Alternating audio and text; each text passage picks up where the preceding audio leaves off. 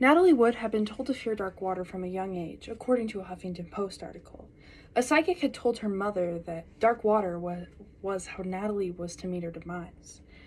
A couple of bizarre events amplified this fear in Natalie. A bridge collapsed one time when she was on set, and she broke her wrist. Storm stopped her honeymoon cruise from happening, and when she drowned in 1981, her worst fears were confirmed.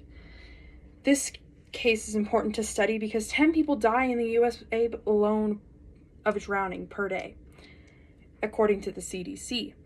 This is easily preventable, and we can learn from this case so that we can avoid mistakes. I am Remy Boomer, and I have a passion for true crime. I absolutely love it. I've done a lot of research into this case, and I've been very interested in this case for a very long time.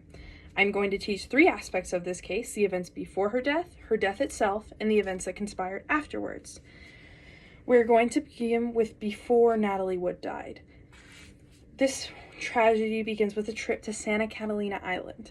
Natalie, her husband Robert Wagner, and a few friends boarded the Splendor, which was the couple's yacht. They left on November 28th of 1981. According to CBS News, Captain Dennis Davern, Christopher Walken, and Robert Wagner were on board. If I had my slideshow with me, which I will link to my presentation, you would see photos of Natalie and Robert Wagner, and yeah, you could reference those and see what they look like. More people were supposed to be on the boat, according to Harper's Bazaar, but the weather wasn't good and many declined the invite.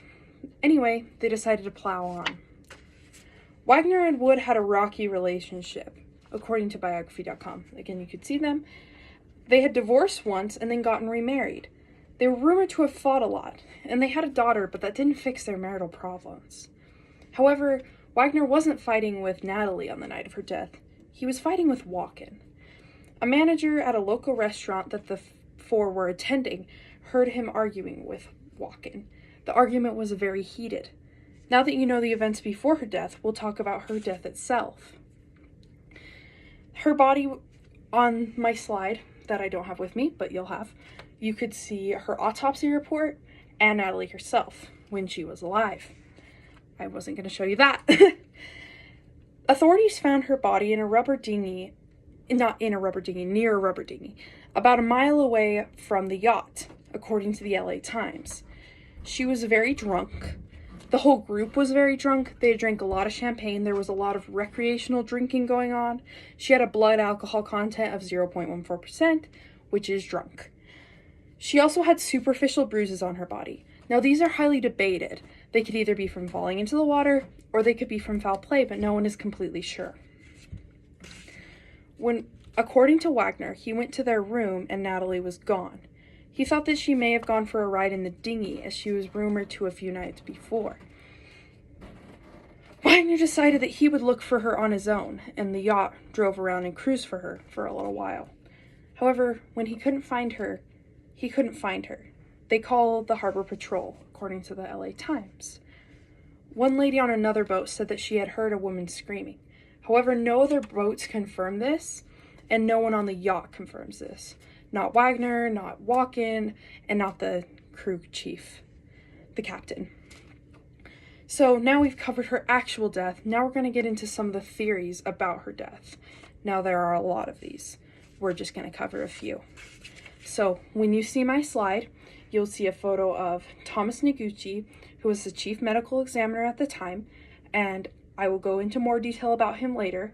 You will also see Christopher Walken, who has a big part in these theories, and you will also see a photo of Robert Wagner on his own, and he's around the age that he is in present day. The number one theory in this case, and it was the number one theory was accidental drowning.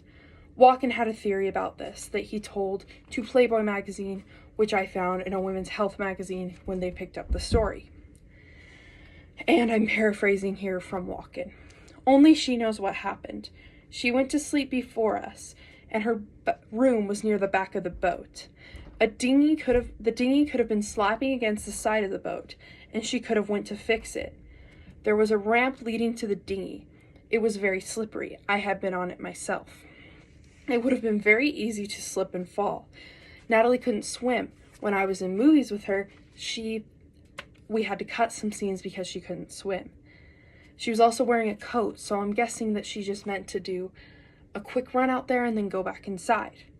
Again, I was paraphrasing from Walken. However, there's no definite evidence on this theory. Nor is there any definite evidence for any theory in this case, which is part of what makes it so puzzling and what makes it still a controversial subject today.